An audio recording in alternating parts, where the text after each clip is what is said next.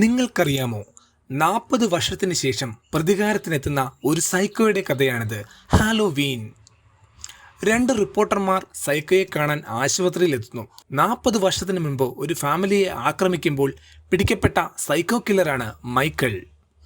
ഒരു jail ഷിഫ്റ്റിങ്ങിനിടയിൽ Michael രക്ഷപ്പെടുന്നു. Michael jail ചാടിയത് 40 വർഷത്തിന് മുമ്പ് തനിക്ക് കൊല്ലാൻ പറ്റാതെ പോയ ആ ഫാമിലിയെ അന്വേഷിച്ചായിരുന്നു. ആ രാത്രിയിൽ സൈക്കോ തൻ്റെ മുന്നിൽ കണ്ടവരെയെല്ലാം കൊന്നു തള്ളി. എന്നാൽ അന്നു രക്ഷപ്പെട്ട കുടുംബത്തിലെ ഗ്രാൻഡ്മയും മകളും അത്ര നിസ്സാരക്കാരല്ലായിരുന്നു. എന്നെങ്കിലും സൈക്കോ ജയിൽ ചാടുമെന്ന് അവർ തങ്ങളെ തേടിയെത്തുമെന്നും അവർ വിശ്വസിച്ചിരുന്നു.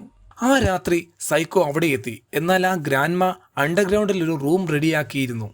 എന്നാൽ അതിക്രൂരനായ സൈക്കോയും ഗ്രാൻഡ്മയും തമ്മിൽ ഒരു സംഘടന തന്നെ അവിടെ നടന്നു. അവൻ മകളെ തേടി അണ്ടർഗ്രൗണ്ട് കണ്ടുപിടിച്ചു. പിന്നെ പുറകിൽ നിന്നും ഗ്രാൻഡ്മയുടെ ഒരു കത്തി കൊണ്ടുള്ളൊരു പ്രയോഗവും നടത്തി. സൈക്കോയുമായി സംഘടനത്തിലായി പ്ലാൻ ചെയ്ത് അണ്ടർഗ്രൗണ്ട് റൂമിൽ അകത്താക്കിയവനെ. അതിനകത്ത് സൈക്കോ അകപ്പെട്ടാൽ അവനെ കൊന്നുകളയാൻ ഗ്യാസൊക്കെ സെറ്റ് ചെയ്തിരുന്നു. സൈക്കോ അകപ്പെടുകയും ആ റൂം കത്തി നശിക്കുകയും സൈക്കോയും ആ വീടും പൂർണ്ണമായും കത്തുന്നതാണ് പിന്നെ നമ്മൾ കാണുന്നത്.